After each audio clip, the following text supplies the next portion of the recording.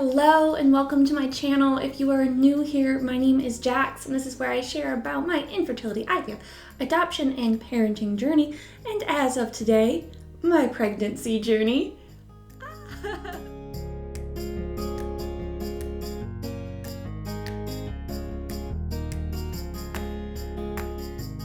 For each of these updates, I'm going to be going over what's happening with baby, what's happening with me, and what's happening with my partner. For a little bit of background, if this is your first time here, we spent about 2 years pursuing fertility treatments, experienced 2 miscarriages in 2018 before switching to IVF and adoption. I'm insane, don't worry about it. We adopted our girl in July of 2019 and a few months ago returned back to our 3 embryos that we had gotten from that IVF cycle way back in 2019. And this was our second transfer. Our first one failed, this one has stuck. So that's where we are right now. I keep looking down because I am surrounded by pregnancy tests because I literally tested about 20 brands, all for the benefit of you and science, right? I'll link it up there if that video is out already. But it was insane. It was insane. I took too many tests, just too many.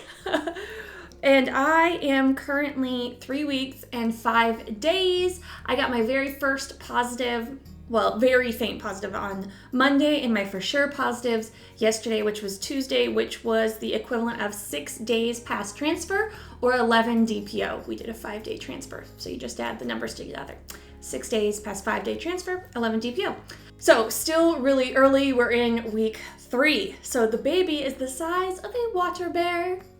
Tiny speck of sawdust size, because it is mostly still just a group of cells multiplying. And right now, the only thing that it needs to do is stick.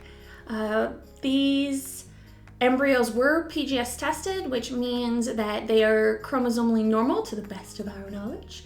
There is a small failure rate with that test, and of course there's other reasons to miscarry. And that is very much on our mind as we go forward. Despite me being excited, I also have moments of very severe anxiety. After our other miscarriages, I had pretty severe anxiety attacks around the idea of pregnancy and getting pregnant and more fertility treatments, hence the break. Took a break. Mental health is important. And now we're back at it. Obviously, I am working very closely with my therapist, who I love, to make sure that all my anxiety is very well managed during this pregnancy, and anything else that comes up we'll be closely monitoring as well. So what else about me? As a benchmark, I was weighing in at 148 this morning. If you've been here for a little while, you know that's a little bit up from normal, but I do gain weight during fertility treatments. I think most people do. It's a lot of hormones. You are attempting to eat your feelings. It doesn't work, by the way, but we all do it to try and make things feel better. So that's up a little bit from normal, but we're just gonna call it my starting weight for the sake of this pregnancy, because I'm not gonna try to figure out how much of that is water weight, how much isn't. Usually I lose weight in the first trimester anyway, so we're calling it just what it is. And my waist is measuring somewhere around 26.5. So that's just a benchmark of where we're gonna start our measurements for this pregnancy. I'm sure some of you are asking, well, what were your symptoms? What were your symptoms? And I'm actually surprised that there were a few that I can think of. Obviously, I was on a bunch of meds for IVF, so I was keeping track of those symptoms, which are just side effects, and trying to make sure I didn't mistakenly mistake those for pregnancy symptoms, things like nausea, bloating, fatigue. That's just the progesterone. It's been a fight for the last few months against those symptoms, so I discounted those as just side effects. So what teed me off that there might be something different? A huge mood shift, and in the positive direction. I can tell you that Saturday, I was literally a hot mess, banished the husband, and if you're confused on why I call him the husband and not by his name, check out the description box. So I sent the husband and Evangeline out into the world. I was like, you can't be in the house today. So they spent the day with my husband's parents, and I just did nothing. I did nothing except sit on the couch, and I ate pizza at one point, and that was basically it. I needed a day to not have to regulate, not have to be nice, just be alone. And the next day I felt okay, but on Monday, I don't know, I felt like a whole new person. I felt less tired than I had. My mood was just better, and I'm still, my poor bum still hurts from the shots, and the nausea was still there, but it was a marked betterment in my mood and just my whole attitude. And to be fair, like, I took a test and I thought I saw like the whisper of a line. So maybe it was literally all in my head. I don't know.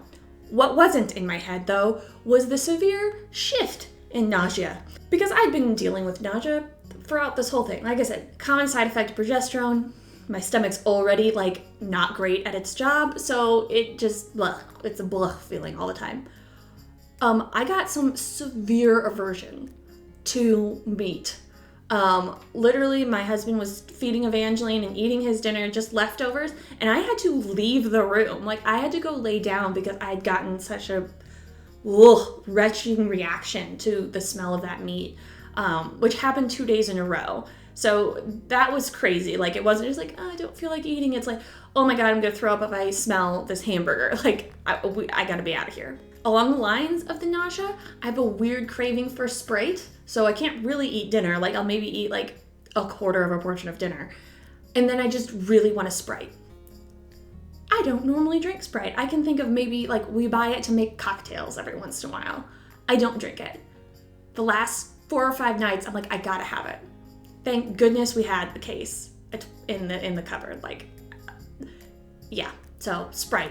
Key part of my diet now, evidently. Let's see. I did feel what could have been some implantation twinges.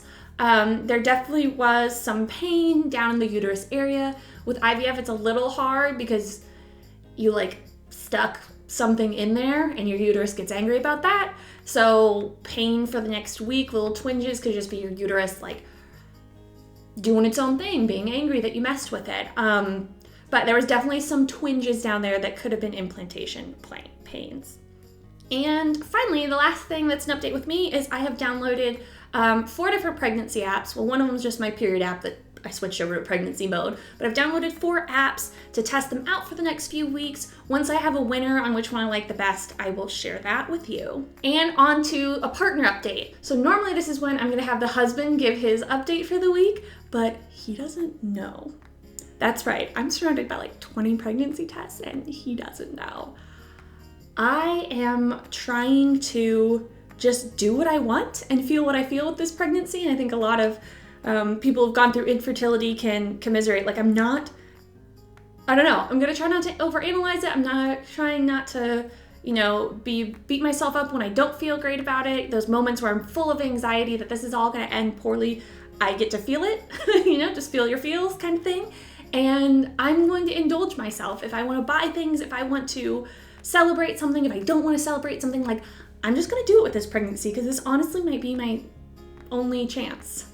So I've decided I want to surprise the husband, which I've never done before. Normally I'm just like, he is scolding me for testing early, and then I immediately tell him, he was in one of my like pregnancy test videos. Like, he told me that it said we're pregnant. So I'm really not good at keeping secrets.